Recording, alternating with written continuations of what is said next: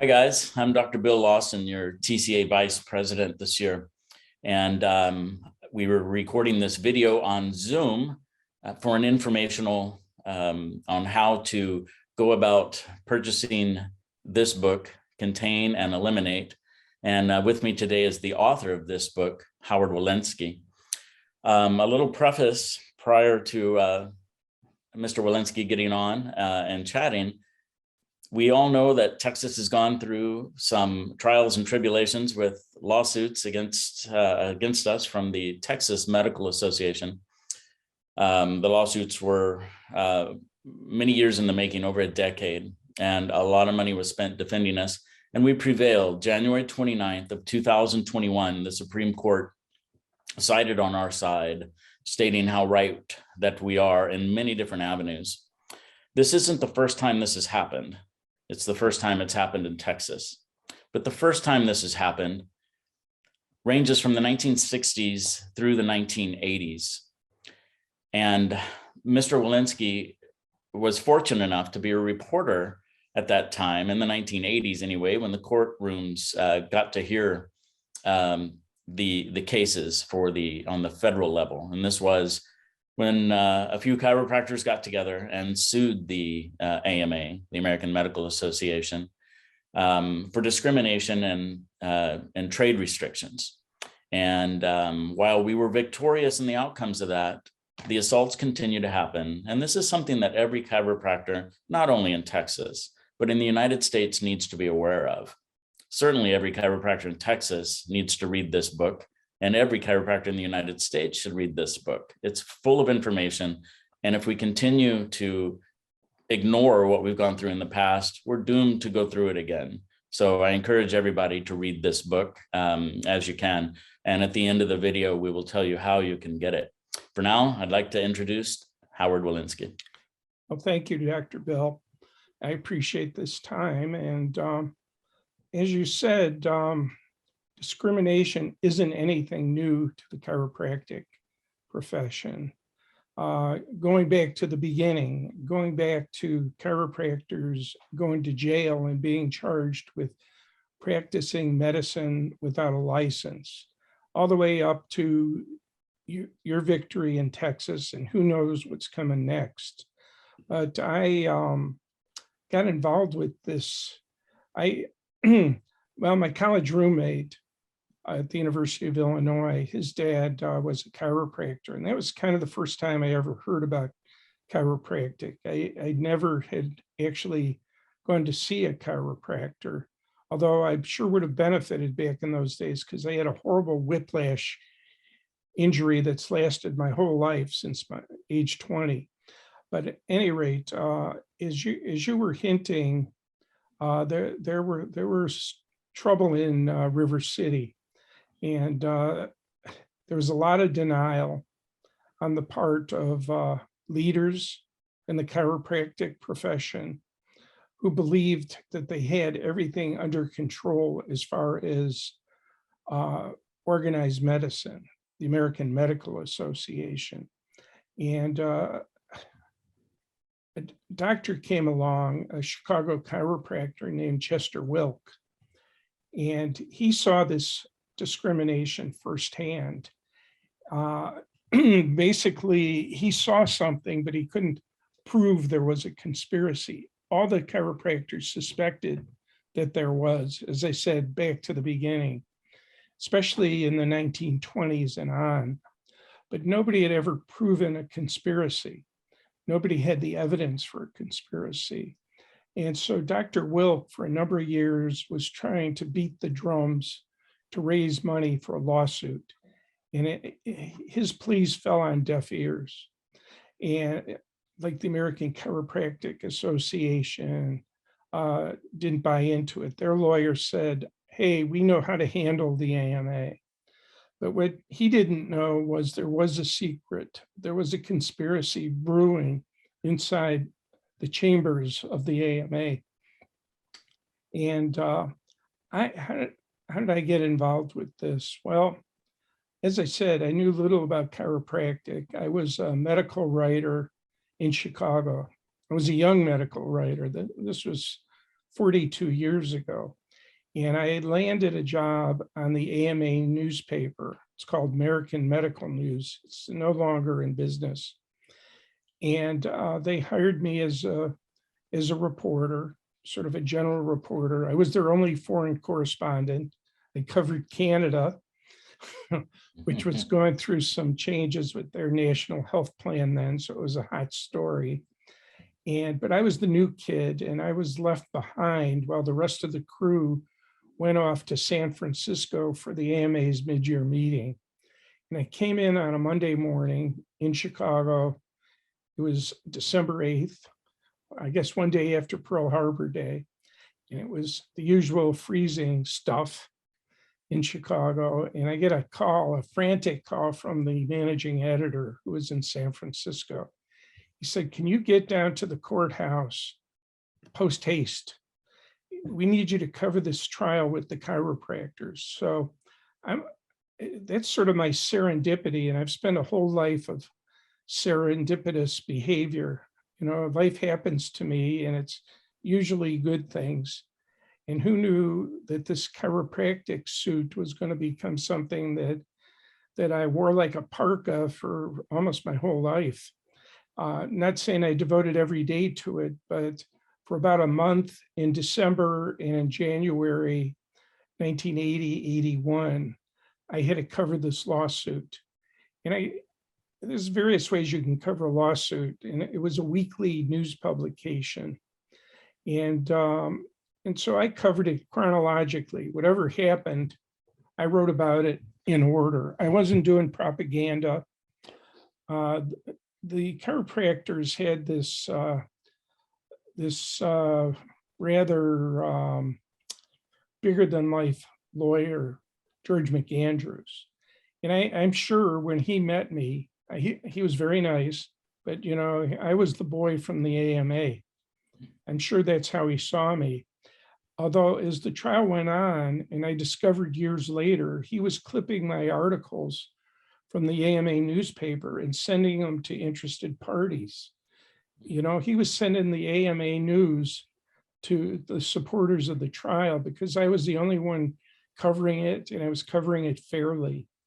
And my newspaper from the AMA had a great reputation, and they never seemed to try to bias coverage. However, in this case, I found that wasn't the case. That wasn't the truth. I got called in on the carpet by my boss, the editor of American Medical News. And in there with me was B.J. Anderson, the Assistant General Counsel at the AMA, a rare woman in those ranks. And basically, they said to me, the boss is upstairs. I think we were on the second floor and the bosses were on the third floor. Or maybe we were on the fourth floor. No, it had to be the second floor. So they said the bosses are wondering, when are you going to start telling our side? I said, our side? I'm covering a trial, but it was clear to me that they had drawn a line in the carpet up there, that they were pressuring me to take a certain position with this trial coverage. And, I basically felt that I was being threatened, but I continued to cover the trial the same way. And it was interesting. I think the trial was about 5 weeks, and McAndrews dominated this trial. It took him about 4 weeks. The AMA made short shrift of it. They did a very brief presentation. And in the end, the chiropractors lost. Dr. Wilk and I think 4 or 5 other doctors, they lost. And so years later, I became very friendly with George McAndrews. Sometimes he, as the years went on, he would call me when something happened in the trial, and he was kind of a jokester, a prankster. He'd call me he had this booming baritone voice. And he says something like, "This is the voice of Irish doom." So I knew who it was. He says, "You might check on something happened. And so originally the chiropractors lost. The judge admitted that he made an error in jury instructions. Some of the jurors from the first trial called McAndrews and said, that they were just following the judge's instructions, but they felt that the AMA was in the wrong. But the way that the judge laid it out, the AMA argued that it was free speech. Free speech is used to defend all sorts of nonsense. Right. And in this case, the AMA had what they called a free speech and public health defense. In other words, they were acting on behalf of, they say, on behalf of the patients to protect them from the chiropractors. And so that was free speech, but the judge messed it up and advised McAndrews to appeal. Of course, McAndrews was a step ahead of him and had already started his appeal. And this went on for 14 years. Texas came close, but Wilk, I think, holds the record. Not of all time, but it's certainly of chiropractic suits. Any rate, so for 14 years, this went on. I left the AMA and American Medical News in March 30th of 1981. And I remember this because my first story for the Sun-Times was on the assassination attempt on President Reagan. Yeah. So, it's things like that stick with you. And I continued to cover the case in the free world at the Chicago Sun-Times. And so for years I followed it. And then in 1993, something like that, I did a book talking about the AMA, because I had done a number of exposés on the AMA once I was at the Chicago Sun-Times. I broke the story on the AMA ownership of tobacco stock, Right. which they ultimately sold because I exposed it. I did the story about an AMA incoming president and board member who owned a tobacco farm in Georgia, and which the AMA president sold off, but his partner defiantly held on to it so he could drive his all-terrain vehicle on his tobacco farm. And so over the years, I had a lot of fun as a reporter taking down the AMA, and I did a number of exposés. 2 of them or 3 of them led to the AMA firing 2 CEOs or 3 CEOs, depending on how you count it. All kinds of financial and ethical shenanigans. And the AMA leadership nicknamed me the Snake. And I wear that moniker with pride because the AMA symbol is the serpent on the staff. And that was the name of the first book I did about the AMA. But my subtitle was The Unhealthy Politics of the AMA. And there was a chapter in there on the Wilk case, another chapter on tobacco, another chapter on how the AMA balanced abortion issues. That book's out of print, although you could find it, but don't spend $500 to buy it. I don't get a penny. Thank you for sharing. I read that book actually in 95 or 96, well before I knew who you were. And it was, I remember it made a great impact then. How did you arrive at, to write this book, Contain and Eliminate? What motivated you to write this? Oh, I had a strong motivation. I got a call out of the blue 3-4 years ago. It was the voice of Irish doom. And it was George McAndrews calling, and he said, I have a friend who wondered if you were still around. Well, yeah, I'm still around. I was teaching journalism at Northwestern University, and I was freelance writing, actually for the Chicago Medical Society's magazine, which is quite good. And yeah, I was around, and George says, I don't know. George McAndrews says, why? I don't know what this guy, my friend Lou Sportelli wants. Well, I have a feeling he did. And so, Lou called me, and Lou's, I think probably a lot of the people watching this know Lou or know of Lou. He's a dynamic, just energetic, powerful, charismatic figure. And he said, for the last 20 years, I've been trying to do a book, get a book done. And, something unfortunate happened to the first author that I hired, and we couldn't get the book done. And then other things happened. He said, I'm sort of coming to you with a Hail Mary. Do you think you could take this book on? And I said, sure. He said, I'm not going to interfere with who you talk to whoever you want, write it whatever way you want. He said, make it like a Tom Clancy novel. He says, I want it to be readable. I don't want it to be academic. I want you to tell the stories, and any way you say fit. And, and he was true to his word. He funded the project with the help of some other prominent chiropractors. And I think I got the book done in maybe a year and a half. I interviewed over 100 people. I tracked down every lead that I could find. Some of them I was picking up on the book that I did back in the 90s. For example, there was a character known as Sore Throat. Who was Sore Throat? Well, I finally found out who Sore Throat was. But back in 1975, the porno movie Deep Throat was still in people's minds. And so somebody appeared, there was a parody of Deep Throat. It was Sore Throat.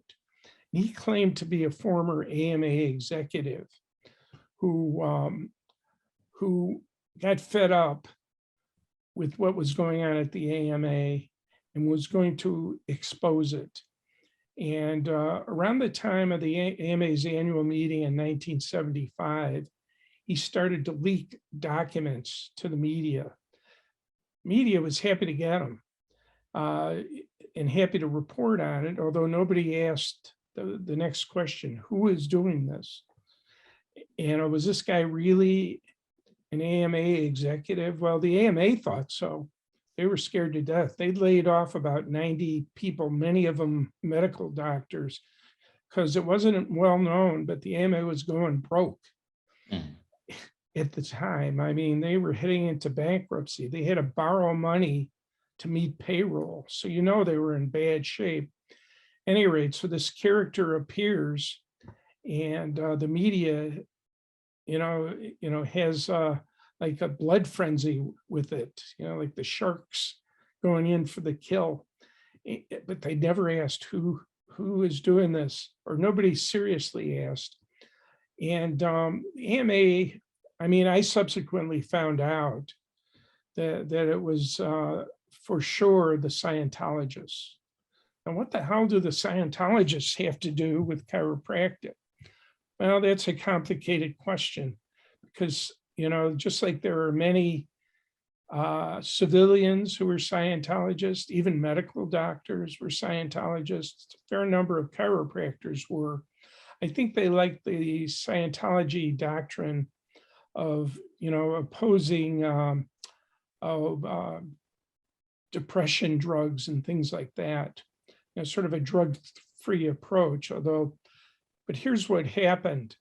In 1950, L.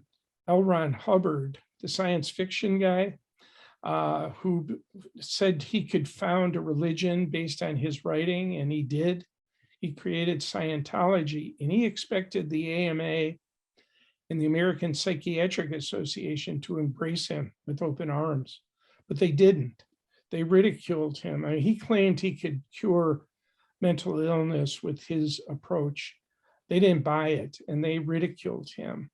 And they followed some of the same patterns that they did with the chiropractors. They went after some of the readers or whatever the Scientologists call them. And by the way, I want to make it clear, I'm not a Scientologist. No Scientologist died in the making of this book. No Scientologist helped in the making of this book. I met a few former Scientologists, and get this, I mentioned this in my first book. My parents' next door neighbor in LA was a federal court reporter for the LA Times, whose house was attacked by Scientologists because he was writing exposés about them. And so I picked up some of the trail from this reporter, later an editor at the LA Times, who was my parents' next door neighbor. So serendipity strikes again, and I talked to him and try to dredge his memory of what happened. And he put down some breadcrumbs that he never followed, but I followed. And I found sore throat, and I found really two sore throats. And I don't know if I should reveal all of that here or let people, my I would kids say are. let's let people read the book and come to their own conclusion. Well, let's put it this way. It was pretty amazing. It involved break-ins, not only at the AMA, but at the CIA. I mean, now I'm sounding like a conspiracy nut, but this sometimes when they say you're paranoid, it doesn't mean that someone isn't out to get you. And at any rate, so he, sore throat, let's say, was a spy for Scientology. We can say that much. Although he claimed to be an AMA doctor, but he wasn't. And the book goes into a lot of detail on it. There's some leading chiropractor, I think from Oregon, who told me he had read the book and he found it laugh out loud funny. I got a note this morning from a vice president of the East Coast Chiropractic Association. He said, somebody should make a book out of this. And I got a message from somebody from South Africa who said the same thing. So Lou was right. This has the elements of a book, although it's hard to get. I'm sorry, it is a book, the elements of a movie, but it's a hard thing to get a movie made. Can you elaborate on the name of the book, Contain and Eliminate, and what that might mean to us? Oh yeah, well, it's once you wind me up, Dr. Bill, it's hard to stop me. I got to contain myself, but I do owe an explanation on that. Contain and Eliminate was basically the name of the AMA's conspiracy against chiropractic. And I'm not naming it, and Lou Sportelli's not naming it. That's what they called it, Contain and Eliminate. And this was a plan, a secret plan that was carried out by an internal organization within the AMA that was called originally the Committee on Chiropractic.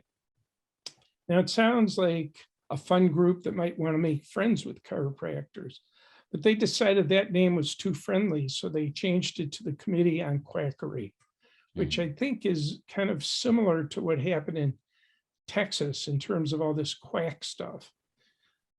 If my memory serves me right, because I covered some of that, 10, 11 years ago, probably before the lawsuit. Yeah. And so we took the name of the book from those are the AMA's words. And the man who originally started this committee and started Contain and Eliminate was the head, well, he was the lawyer for the Iowa State Medical Society. And they saw chiropractic moving in and taking over. And in fact, there were far more chiropractors for obvious reasons in Iowa than there were anywhere else around the country. And they started a plot against chiropractic. And this man, he did a presentation up in St. Paul, Minnesota, where all the AMA big shots were there, and they heard him and they say, God, that sounds great. Why don't we have a plan like that? And so they started it. And, there's a background behind the background. So why, was the AMA really threatened by chiropractic? Maybe in Iowa, a very little bit. Maybe, I think the ratio of chiropractors to MDs was something like 4-1 MDs to chiropractors in Iowa, whereas nationally it might have been 1-10. I mean, this is rough from memory. But there was something else that was happening at this time, and this is back in the mid-60s. And this was when Medicare was finally coming to fruition. And AMA opposed it. And they did a lot of dramatic things to try to stop it. Like they took over Madison Square Garden after candidate Kennedy gave a speech in favor of Medicare. And they had the gardens leave all the junk on the ground, and they had a janitor sweeping up behind them, and the president of the future president of the AMA, sort of a firebrand from Florida, stood up and made the pitch against Medicare. And funny enough, during the Wilk trial, I met him. He would go on to fame as a medical politician. And then, he became president of the AMA. He skipped over all, they call it going through the chairs, like you're doing, probably vice chair, chairman of the board, things like that. And so, but this committee, this secret committee, for 10 years, never issued a report to the AMA board or anybody. In 1974, 10 years into it, they got fired. I mean, the staff people involved left, and they disbanded the committee, and they wrote a report in which they claimed they had chiropractic in their crosshairs. Chiropractic was doomed, and they did it. So they said. And the next year is when the AMA starts showing its seams and is losing money big time, and the story picks up with sore throat. But all these many years later, Lou approaches me. I read your book back in the 90s. I didn't know if you were dead or alive, but I'd like you to do a Tom Clancy version. I don't know if I succeeded with Tom Clancy, but you got to read the freaking book to find out, don't you? And it was an illuminating, serendipitous chapter of my own life. I went to Clinton, Iowa, which is where attorney George McAndrews grew up, where he saw his father ridiculed as a quack by the MDs in town. I mean, we should clarify that his father was indeed a chiropractor. Yeah. And he was the lead counsel on the George was the lead counsel, but his dad was Patrick. Correct. And George's brother was Jerry McAndrews, who may not be well known now, but was a leading figure in chiropractic, and actually he was one of the first recipients of the internal documents the Scientologists stole. And he bought the rights to publish a book that the Scientologists created. Of course, nobody knew who did it then. And the book was called In the Public Interest. And it's hard to find a copy of that now, but it's based on internal documents from the AMA, and it fired up people like Chester Wilk, who were angry at what they saw. And it was the AMA's own language again. And they reproduced the AMA's documents. And so lawyer McAndrews was able to pick it. Well, Jerry McAndrews, who was then head of the International Chiropractic Association, I think, in Davenport, and he would later be president of Palmer. He and Lou Sportelli tried to hire a lawyer in Chicago to bring suit, and no lawyer in Chicago would touch it. And George McAndrews said, well, why don't you go to Washington? You know, people in Washington may be less tied in with the AMA and the drug companies, because that's why none of these law firms wanted to touch it, because they were more interested in the big bucks they could get from the medical groups and the drug companies. So they bring their case to DC and nobody would touch it. And so George, who was a patent attorney, a brilliant attorney, was left with the choice, actually no choice, to take the case. His brother Jerry said to him, George, you got to take this case or our dad's going to come out of the coffin screaming at you. And so George took the case, and he got, this has probably never been reported on either. He got in big trouble with his own law firm because they didn't want him to take the case. And he lost bonuses, and he had no clerical help because the firm withheld it from him. Two of the firm's leaders had children who were medical doctors. And so this was a little embarrassing for them to take on the chiropractic case. You know, the chiropractors were rubbing their nickels and dimes. And George, he took depositions all over the place. He drove to them. He's about 6'5", and he was sleeping in his car and eating peanut butter sandwiches, basically seeking revenge, which it took him 14 years plus to get. So, Jesus, I think I just gave away the ending. Well, close, but no. We have about 90 seconds here to wrap up. And you've given us so much information. It's whet a lot of appetites.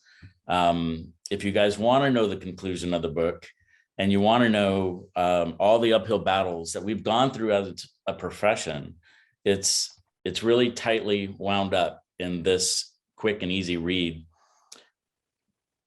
Mr. Wolinsky is not a chiropractor, and this fella has gone to bat for us more than most chiropractors that I personally know. And it's an honor to chat with him. We've done some texting, a lot of Facebook messaging and emails back and forth. And for me to be able to sit down and chat with Mr. Wolinsky, I'm just gratefully honored. And I hope that all of you watching this video are also honored by what he's done for us and will do for us for this profession, for the eternity of this profession. This isn't the only battle. The battle that he has fought or have seen fought, that's not the only battle. And this one in Texas isn't our only battle. But when we have great documentation and a great track record of what we've done, we can only win these battles as we go along. So I encourage everybody, and we'll give the information as to how to reach out and grab one of these books. There are several ways to do it. Well, Bill, we're going to have some here at the Texpo as well. So with that being said, Bill, do we match Tom Clancy, or don't you know? I'm sorry, have we met? Do we match Tom Clancy? Of course you did. Of course you did. So it is a Tom Clancy worthy read, yes. If people want to get it, they can buy it directly from Dynamic Chiropractic, to whom I'm grateful, serving as a marketing arm for the book. And one way to do it is simple. One word: containandeliminate.com. If that doesn't work, just go to Dynamic Chiropractic. Another way to do it, where you can get my John Hancock or whatever it is to go to my email, which is on the screen, and it's howardwolinsky@gmail.com. And I pretty much charge the same as Dynamic Chiropractic, but I'm happy to sign and inscribe the book. And I'm grateful to Dr. Lawson for all of his support. And it's, I have enjoyed my contact for these many years with with your profession, and I hope I've done some good. You've done a lot of good. Thank you so much for all you've done for us. And hopefully we can see each other face to face in the real world here very soon.